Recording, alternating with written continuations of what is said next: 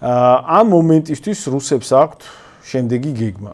როგორც ვრცელდება ინფორმაცია, რუსები აპირებენ, ხელისუფლება უარყოფს, მაგრამ მე მგონია, რომ ეს გეგმები რეალისტურია. საუბრები იმაზე, რომ რუსები სავარაუდოდ მობილიზაციას მოახდენენ.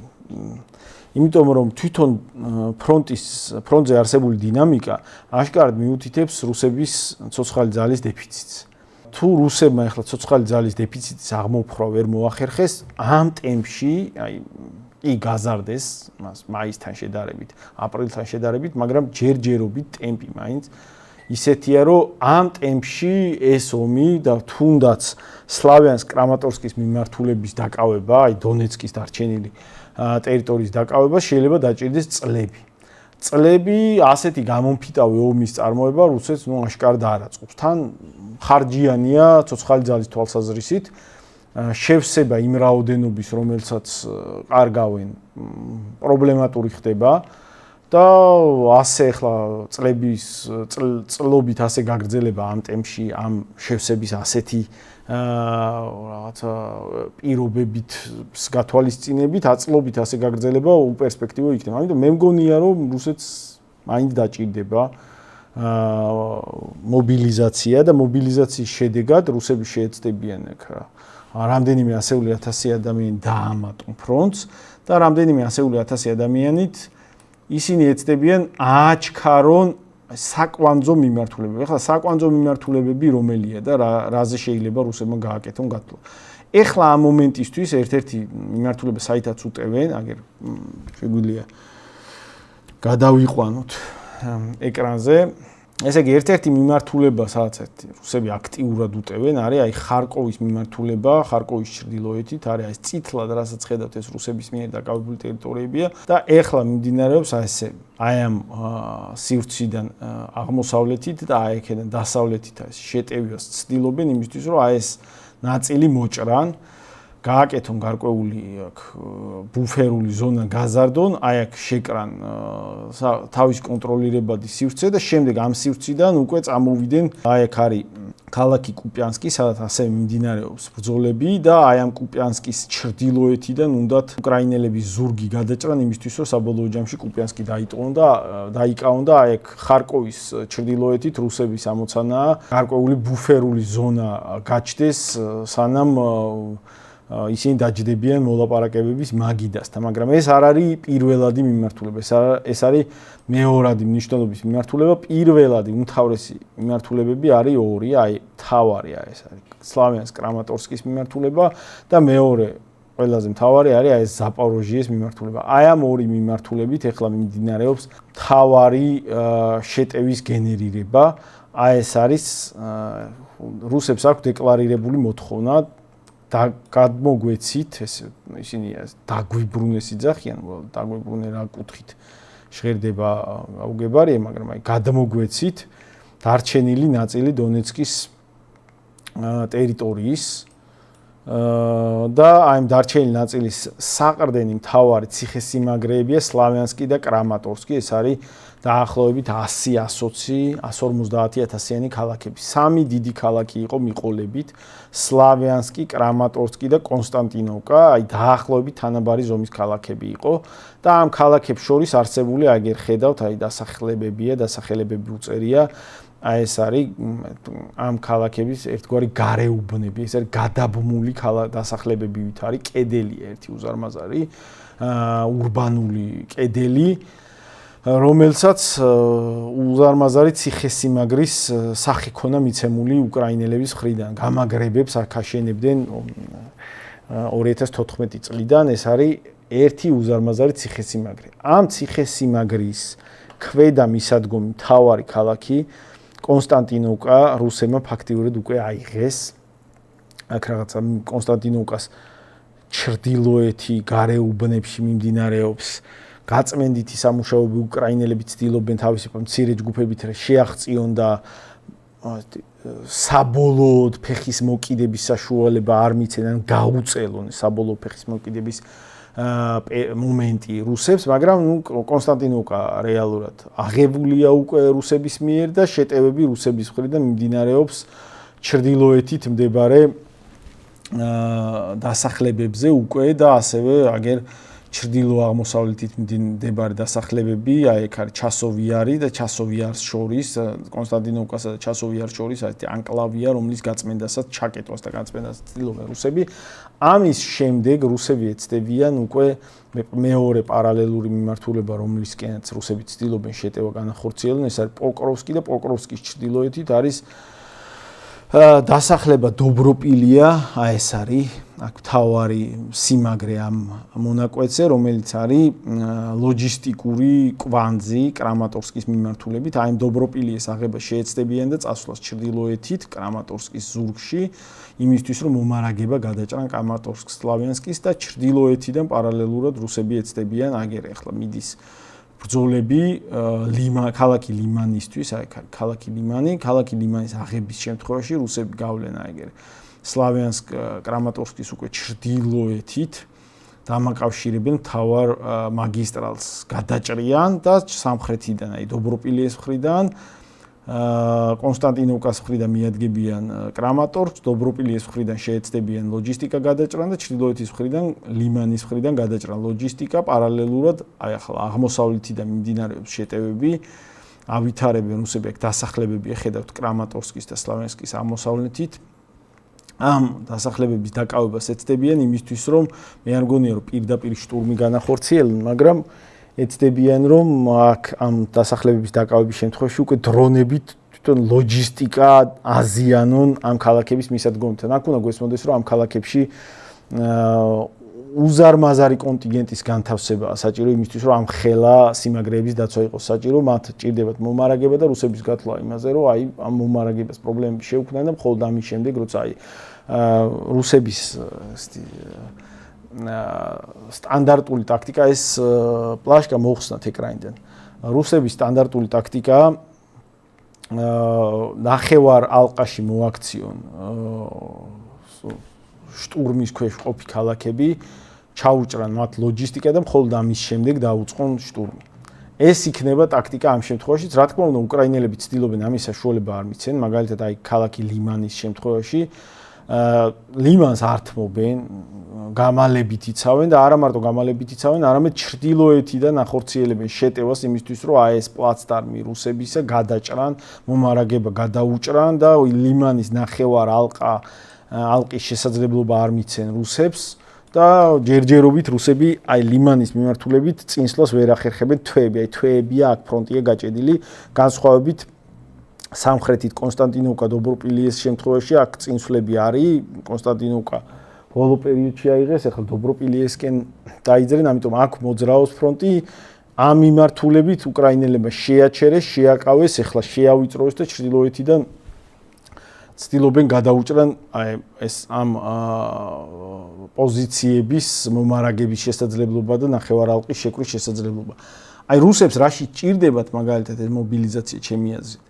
რუსებს აღარ ყოფნით ძალები იმისთვის, რომ სხვადასხვა მიმართულებით აქტიური შეტევები განახორციელონ, ანუ მაქსიმუმ 1-2 მიმართულებით მათ ყოფნით ძალების ისინი ახერხებენ ძალების საკმარის კონცენტრაციას იმისთვის, რომ წინსვლები უზრუნველყონ. იმისთვის, რომ წლები არ გაიწელოს სლავიანსკ კრამატორსკის შტურმი, რუსებს ჭირდებათ რამდენიმე მიმართულებით ერთდროულად შეეძლონ. აი სამხრეთიდანაც ერთდროულად მოძრაობა შეეძლოთ, ჩრდილოეთიდან ლიმანიდან ერთდროულად მოძრაობა შეეძლოთ და ამისთვის როგორც ჩანს ახლა უბრალოდ ბანალურად ძალები აღარ ყოფნით და ჭირდებათ ამისთვის ჩემი აზრით მობილიზაცია. მეორე მთავარი მიმართულება რუსებისთვის არის ზაპოროჟიეს მიმართულება, იმიტომ რომ აი დონეცკთან ერთად ზაპოროჟია არის ოლქი, რომელიც რუსეთს გამოაცხადებული აქვს საკუთარ ტერიტორიად. აი მაგალითად აქ კიდე ერთი ოლქია, დნეპროპეტროვსკის ოლქი.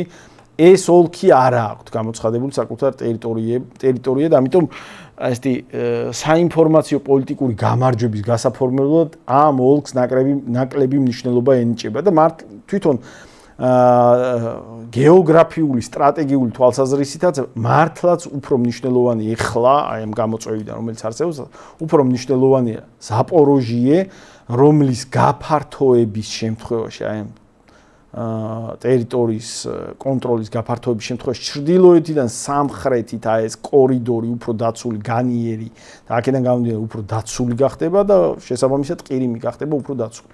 ამ შემთხვევაში სლავიანსკ-კრამატორსკი სტრატეგიული მნიშვნელობის არის, იმიტომ რომ ეს არის ბუნებრივი კი არა, ხელოვნური უზარმაზარი აგლომერაციის სახით შექმნილი ციხე-სიმაგრე, რომელიც თავისი აი აგლომერაციის უზარმაზარი ქალაქების კედლის სახით არის ძლიერი გასარღვევი როგორც იქით, ძნელი გასარღვევი როგორც იქით, ისე იქიდან აქეთ შემოტევა იქნება ურთულესი ამოცანა. ამიტომ ეს ტერიტორია დონეცკი არის ყველაზე მჭიდროდ დასახლებული და ქალაქებით დახუნძული ტერიტორია და ბუნებრივ ციხე-სიმაგრეს ქმნის ამ ფორმატში.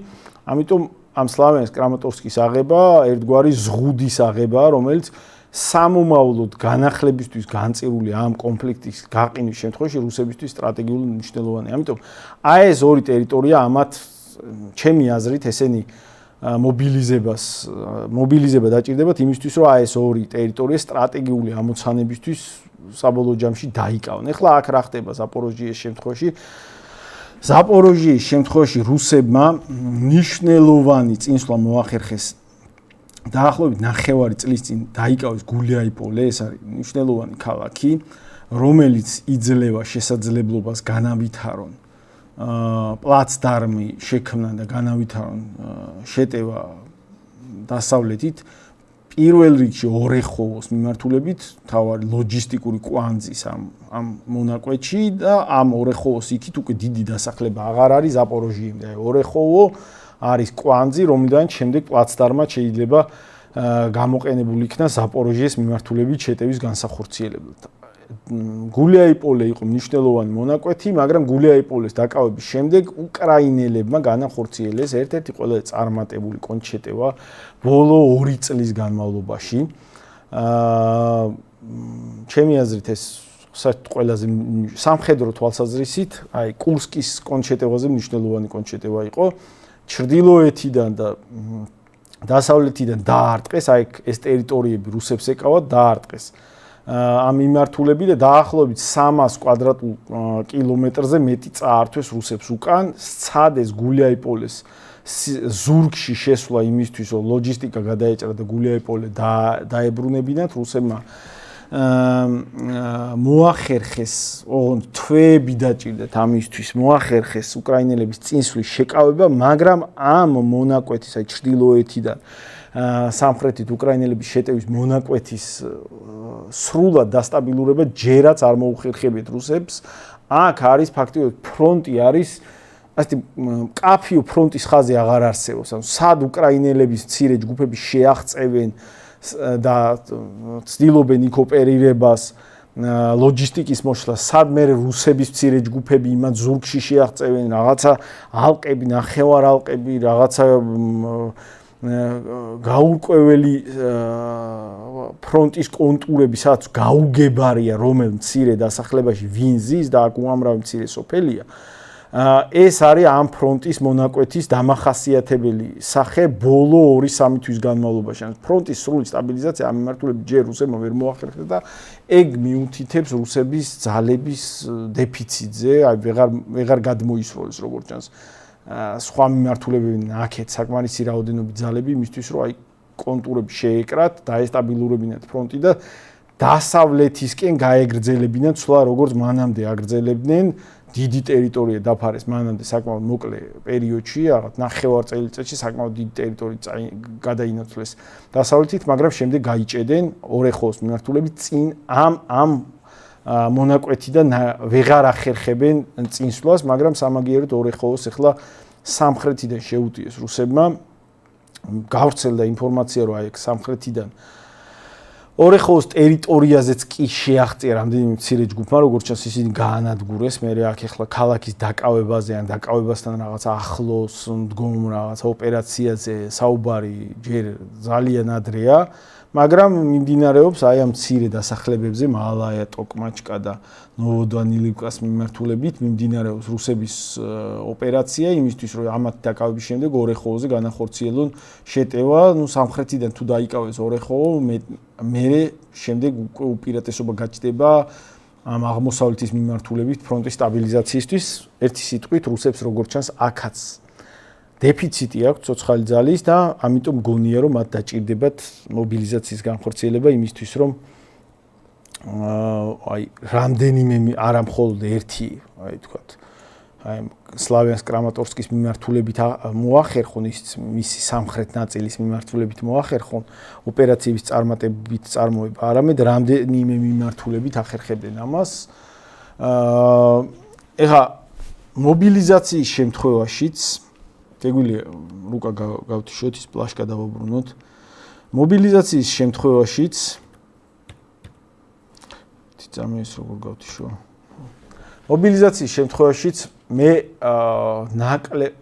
გააჩნია ხა რამდენის მობილიზება შეძლებენ ჩვენ ხო არ ვიცით რის შესაძლებლობა ექნება და მათ შორის რა რაოდენობის აღჭურვას და შეიარაღებას რა ტემპში მოახერხებენ მაგაზე ძნელია მსჯელობა იმიტომ რომ ჩვენ არ ვიცით ახლა რუსებს მაგ კუთხით საწარმოო შეიარაღების არაგების კუთხით რა მოცემულობა აქვს მაგრამ თლიანობაში ხა რაც ასე შეგვიძლია რაღაცა შეუიარაღებელი თვალით ვივარაუდოთ თლიანობაში რამდენიმე ასეული ათასის მობილიზება რა თქმა უნდა ფრონტზე მათ მისცემთ ამოსუნთქვის და სხვადასხვა მიმართულებებიდან ძალების კონცენტრაციის და შეტევის შესაძლებლობას მაგრამ რამდენიმე ასეული ათასის დამატება ფრონტის რაღაცა დიდი გარღვევების უზრუნველყოფას არ ეყოფა ეს ეყოფა ზეწოლის ზრდას სხვადასხვა მიმართულებაზე იმისთვის რომ ტემპები რომლებიც იყო ალბათ 2025 წელს აი ეგ ტემპები დაბრუნდეს